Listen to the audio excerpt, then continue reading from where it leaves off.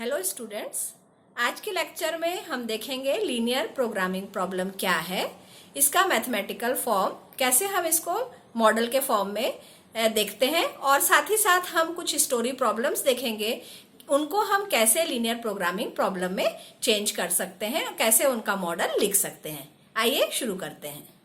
Operations research में main use जो हम ऑपरेशंस रिसर्च का करते हैं वो हम करते हैं बिजनेस इंडस्ट्री में। जब भी हम बिजनेस इंडस्ट्री की बात करेंगे तो उसमें जो हमारा मेन एम होगा वो होगा प्रॉफिट अर्न करना। प्रॉफिट अर्न करने या फिर अगर लॉस हो रहा है तो वो मिनिमम हो हमारा, और यही कहलाता है हमारा ऑब्जेक्टिव फंक्शन। ऑब्जेक्टिव फंक्शन के साथ प्रॉफिट अगर मुझे अर्न करना है तो उसका ये मीनिंग नहीं है कि मैं किसी भी लिमिट तक जाके उसको अर्न करूं। वहाँ पे कुछ ऐसे बाउंडेशंस रहेंगे मेरे साथ जो कि मुझे ध्यान में रखने होंगे। जैसे कि मैन और मशीन पे अगर हम वर्क कर रहे हैं तो मशीन्स की भी कुछ लिमिटेशन होंगी, मैन पावर की कुछ लिमिटेशंस होंगी, और ये लिमिटेशंस ही कहलाती हैं किसी भी ऑब्जेक्टिव फंक्शन की कंस्ट्रेंट्स। कि मेरा एम तो प्रॉफिट कमाना है लेकिन कुछ कंस्ट्रेंट्स भी हैं जिनके साथ मुझे डील करना है, और साथ ही साथ जो ऑब्जेक्टिव फंक्शन के वेरिएबल्स हैं वो हमेशा पॉजिटिव भी होने चाहिए। नॉन नेगेटिव मीन्स नेगेटिव उसमें जाके हम कोई भी वेरिएबल यूज़ नहीं करेंगे, तो पॉजिटिव होने चाहिए।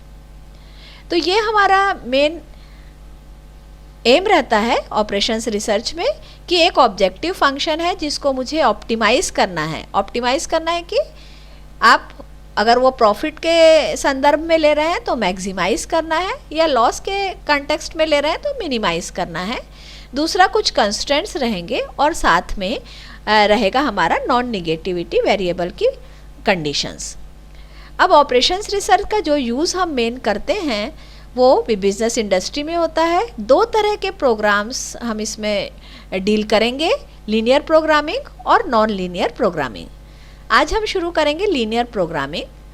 क्या होती है लीनियर प्रोग्रामिंग, इसको मैथमेटिकल मॉडल के फॉर्म में हम कैसे बता सकते हैं, और जो हमको स्टोरी प्रॉब्लम्स दिए होते हैं उसको हम मॉडल कैसे बना सकते हैं, इस पे हम बेस्ड हम आज बात करेंगे। Linear programming is one of the various techniques of optimisation.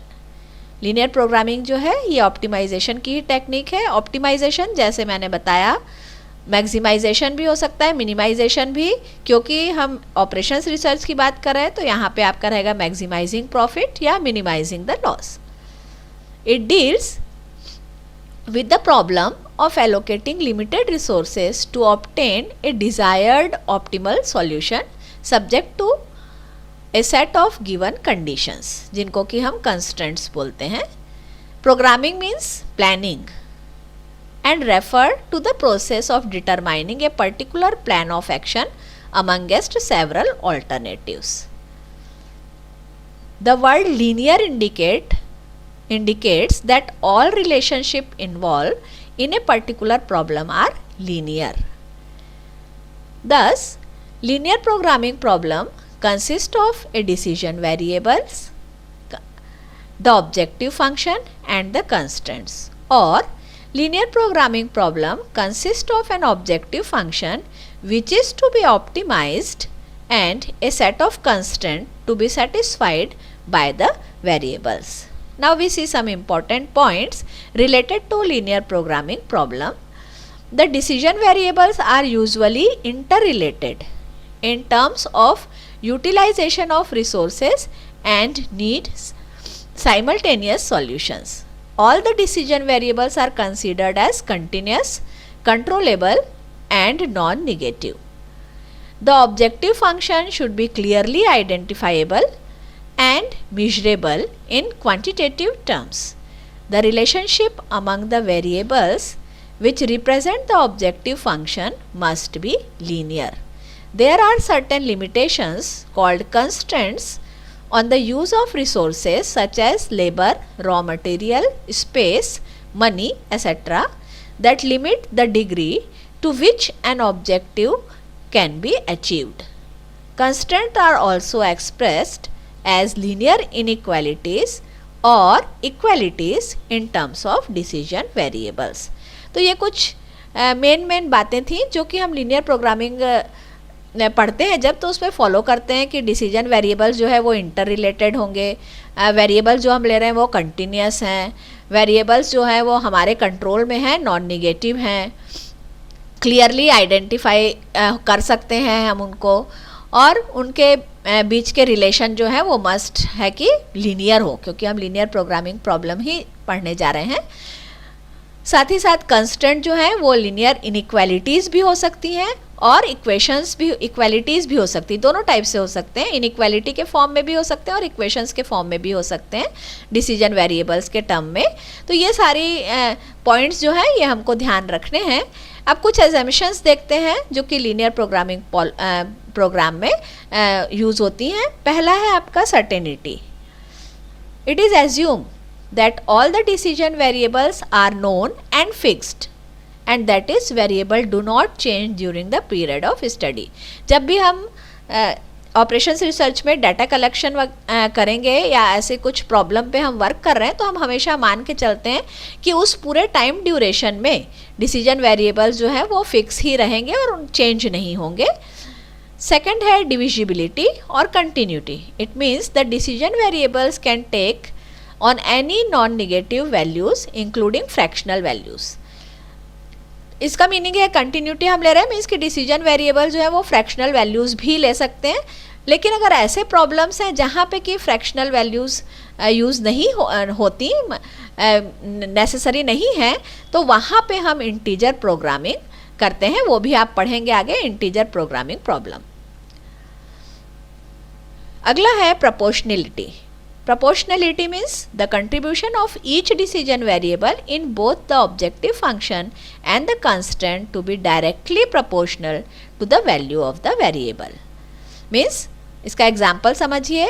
If production of 1 unit of a particular product use 2 hours of particular resource, then the production of 5 unit of that product uses 2 into 5 that is 10 hours to those resources। हम direct इसको multiply करके निकाल सकते हैं। हम conditions पे नहीं जाते कि कैसी कंडीशंस उस समय थी या कैसी इस समय। अगर आपको दिया हुआ है कि 2 आवर्स किसी पर्टिकुलर रिसोर्स पे प्रोडक्ट के लग रहा है तो 5 अगर यूनिट करना है तो हम उसको 2 into 5 सीधा आप मल्टीप्लाई करके 10 आवर्स निकाल सकते हैं। एडिटिविटी। एडिटिविटी मीन्स कि एग्जाम्पल से इसको भी समझिए। The total profit earn by sale of 2 products 1 and 2 must be equal to the sum of the product earned separately from 1 and 2। अब हम देखते हैं मैथमेटिकल फॉर्मूलेशन। तो आपको क्या क्या दिया हुआ है। एक we are given a situation, availability of resources and conditions, the object to be optimised, ये हमको दिया हुआ है। We have to convert it into a mathematical model, और ये प्रोसेस कहलाता है आपका mathematical formulation. The procedure consist of the following steps. कैसे हम मॉडल बनाएंगे। Step 1, defining the decision variables denoted by symbol x j where j equal to 1 2 and so on, and writing the objective function and express it as linear function of decision variables। तो model बनाने के लिए जो first step हमारा होगा, सबसे पहले हम डिफाइन करेंगे कि डिसीजन वेरिएबल्स कौन से हैं, और ऑब्जेक्टिव फंक्शन को हम डिसीजन वेरिएबल्स के लीनियर फंक्शन के फॉर्म में एक्सप्रेस करेंगे। Step 2, identify the constraints in the problem and express them as linear inequalities और equations.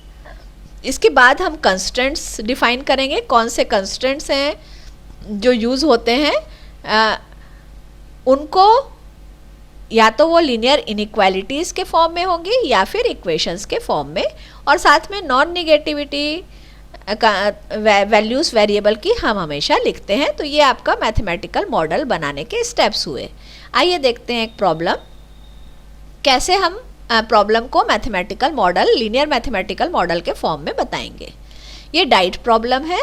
In our daily diet protein, fats and carbohydrates are required with a minimum of 5, 2 and 3 units respectively। यहाँ हमको दिया हुआ है कि हमारी daily diet में जो मिनिमम कम से कम रिक्वायरमेंट जो है वो प्रोटीन की 5 यूनिट, फैट की 2 यूनिट और कार्बोहाइड्रेट की 3 यूनिट होनी चाहिए।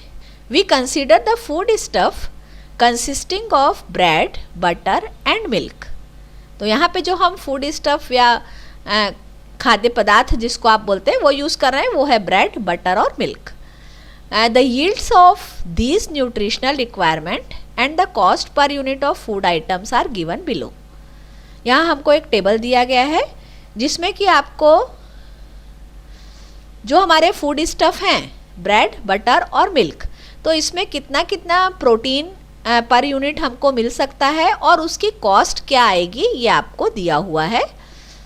It is required to determine the combination of food items such that minimum requirement is satisfied and the total cost of the food is minimum.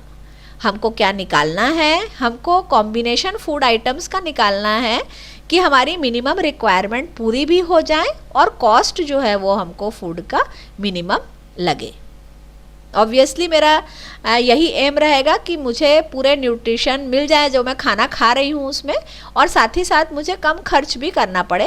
तो उसी हिसाब से हमको यहाँ पे डाइट प्रॉब्लम का मॉडल बनाना है। यहाँ पे आप देखिए नीचे मिनिमम रिक्वायरमेंट प्रोटीन, फैट और कार्बोहाइड्रेट की दी हुई है टेबल में, और ब्रेड अगर आप फूड ले रहे हैं तो उसमें प्रोटीन कितना है पर यूनिट, फैट कितना है, कार्बोहाइड्रेट कितना है, उसका कॉस्ट कितना है, ये भी हमको दिया हुआ है। तो आइए देखते हैं कैसे हम इसका मॉडल बनाएंगे। Let the number of unit of bread, butter and milk to be consumed are x1, x2 and x3 respectively. तो हमारा टोटल फूड कॉस्ट जो आ जाएगा वो हो जाएगा 12 इंटू x1 ब्रेड के लिए, 60 इंटू x2 आपका सेकेंड स्टफ जो हमारा है बटर, और मिल्क के लिए 7 इंटू x3। तो टोटल कॉस्ट हो गया 12x1 plus 60x2 plus 7x3। हमको क्योंकि कॉस्ट को मिनिमाइज करना है तो यही हमारा ऑब्जेक्टिव फंक्शन होगा। Hence the objective function is minimise z equal to 12x1 plus 60x2 plus 7x3। अब हमको देखने हैं कंस्ट्रेंट्स। तो कंस्ट्रेंट्स के लिए मुझे मिनिमम रिक्वायरमेंट दी हुई है। ये देखिए यहाँ पे टेबल में प्रोटीन जैसे ब्रेड में 4 दिया है पर यूनिट, बटर 3 है, मिल्क 3 है, लेकिन मेरी मिनिमम रिक्वायरमेंट 5 है। तो कंस्टेंट मैं इसी बेस पे बनाऊंगी। ये आपका minimum requirement of protein per day 4x1 plus 3x2 plus 3x3 greater equal to 5 minimum है, क्योंकि तो उसको जब हम इनइक्वालिटी के फॉर्म में लिखेंगे तो हो जाएगा मिनिमम रिक्वायरमेंट है मीन्स कि ग्रेटर इक्वल टू 5 हो सकती है। मिनिमम 5 है, उससे ज़्यादा हो सकती है। Considering the minimum requirement of fat per day we get x1 plus 2x2 plus 2x3 greater equal to 2। Column wise आप देखिए। And minimum requirement of carbohydrate per day we get 2x1 plus x2 plus x3 greater equal to 3। Also non negativity condition यहाँ भी satisfy होगी, means x1, x2 और x3 जो हमने variables लिए हैं वो ग्रेटर इक्वल टू 0 होंगे। दस the formulation of linear programming problem, ये आपका मॉडल बन गया मैथमेटिकल फॉर्म में।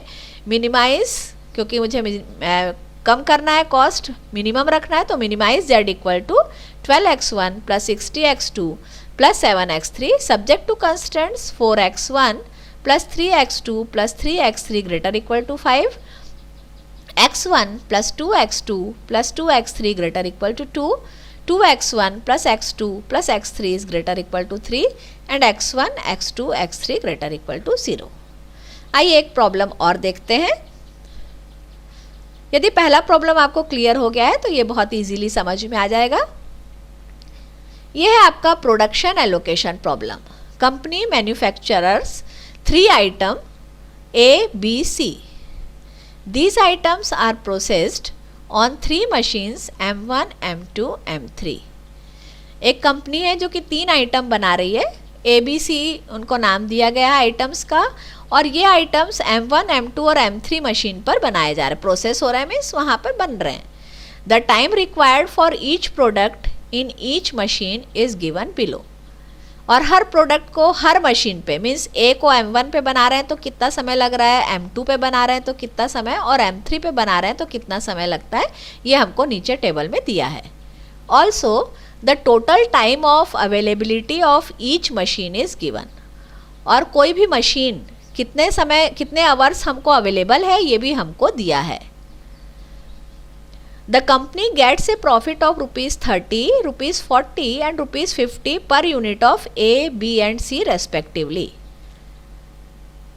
A प्रोडक्ट अगर बिक रहा है तो उस पर प्रॉफिट जो है 30 रुपीज़ है, B के लिए 40 रुपीज़ है और C के लिए 50 रुपीज़ है पर यूनिट, एक यूनिट प्रोडक्ट के लिए। Determine the number of units of each product to be manufactured per day in order that the total profit is maximum. तो हमको बताना है कि हमको निकालना है कि नंबर ऑफ़ यूनिट, हर प्रोडक्ट के कितने नंबर ऑफ़ यूनिट रोज़ मैन्युफैक्चर होने चाहिए कि टोटल प्रॉफिट जो मिल रहा है कंपनी को वो मैक्सिमम हो। तो टोटल प्रॉफिट के लिए यहाँ आप देख रहे हैं कि 30, 40, 50 रुपीज़ अलग अलग आर्टिकल के लिए या अलग अलग आइटम्स के लिए आपको दिए हुए हैं। तो हम x1, x2 और x3 यहाँ पे 3 वेरिएबल डिफाइन करेंगे। Our objective is to determine the number of unit of each product to be manufactured. Hence, decision variables are x1, x2, x3 corresponding to the number of units of A, B and C respectively. Profit in पे जो है ₹30, ₹40 and ₹50 per unit of product. Therefore, objective function is maximize z equal to 30 into x1 plus 40 into x2 plus 50 into x3. Availability of machine M1 should not exceed, अगर आप table देखें तो यहाँ पे देखिए हमको एंड में जो कॉलम दिया है उसमें दिया है availability of machine per hour per day, एक दिन में कितने आवर्स हमको अवेलेबल है। जैसे M1 मशीन के लिए दिया है आपको कि अवेलेबिलिटी उसकी 18 आवर्स है, M2 के लिए 20 आवर्स है और M3 के लिए 16, उससे ज़्यादा नहीं हो सकती मशीन की availability per hour per day हमको इतने ही आवर्स अवेलेबल है। तो अगला जो हमारा बनेगा कंस्टेंट वो बनेगा availability of machine M1 should not exceed 18 hours. तो हमारा कंस्टेंट हो जाएगा x1 प्लस 1.5 या 3/2 है वहाँ पे, 3/2 x2 plus 2 x3 is less than equal to 18। 1.5 को हमने 3/2 लिख दिया है। लेस देन इक्वल टू क्यों आया है यहाँ पे, क्योंकि मैक्सिमम इतने ही आवर्स अवेलेबल है, तो या तो उससे कम हो जाएगी या इक्वल, उससे ज़्यादा नहीं हो सकता। जबकि पहले प्रॉब्लम में हमारा मिनिमम दिया था आपको इतने आवर्स, तो वहाँ पे हमने ग्रेटर इक्वल टू साइन लिया था। यहाँ पे मैक्सिमम आपको अवेलेबल जो है पर डे वो 18 आवर्स है, तो लेस देन इक्वल टू 18 हो सकता है। Similarly for machine M2 and M3 we get constants as 2x1 plus x2 plus x3 less than equal to 20 and x1 plus 2x2 plus 2x3 is less than equal to 16. Also non negativity हम यहाँ भी use करेंगे, तो x1, x2, x3 जो variables हमने लिए हैं must be greater equal to 0. Thus linear programming problem has the form maximize z equal to 30x1 plus 40x2 plus 50x3 subject to constant. These are 3 constants and non-negativity constant x1, x2, x3 must be greater equal to 0. तो ये दो problem हमने देखे जो कि हम linear programming को model में कैसे कन्वर्ट करते हैं, कैसे बताते हैं, उसके लिए थे। इसी तरह के प्रॉब्लम्स आपको और दिए हुए हैं, आप अपनी बुक में से उसको सॉल्व कर सकते हैं।